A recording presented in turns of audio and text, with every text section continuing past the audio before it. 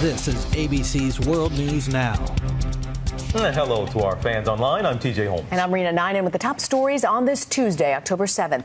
We begin with the news of a teenager from the Chicago area facing terror-related charges after being arrested over the weekend. The FBI says 19-year-old Mohammed Hamza Khan wanted to join ISIS. Khan was arrested Saturday night at O'Hare Airport trying to board a plane for Austria with a flight connecting to Turkey. From there, agents say he was to be smuggled into Syria, where he would join ISIS. In a letter left behind for his parents, prosecutors said Khan wrote he was upset at the filth of Western societies. To the latest on the Ebola patient fighting for his life in a Texas hospital, Thomas Eric Duncan now receiving an experimental drug in his fight against the virus. CDC says as a result of this case, calls to their offices have skyrocketed.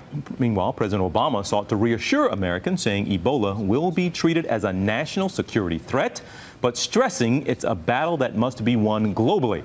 This as the first reported incident of Ebola transmission outside Africa has happened. A Spanish nurse has tested positive for the virus. The Supreme Court may have just triggered the nation's most profound societal shift in a generation. The High Court yesterday rejected appeals from 5 states declining to decide whether Virginia, Oklahoma, Utah, Wisconsin, and Indiana can legally ban gay marriage. That now clears the way for a dramatic expansion of gay marriage, allowing gay men and women to marry in those states. The number of states legalizing gay marriage will now jump from 19 to 24. 6 more states could soon have their bans lifted as well. And Humane Society in Minnesota is suing the city of Wadena for what it feels is an unreasonable ordinance. The city has passed a law saying dogs inside commercial zones are only allowed to bark during business hours. If you allow your dog to bark before 9 a.m. or after 4 p.m., it's going to cost you $50.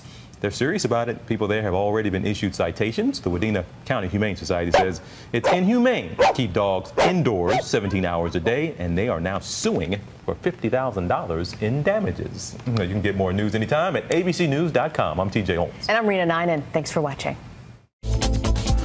This is ABC's World News Now, available anytime, anywhere you want it. Americans choose ABC News to see the whole picture.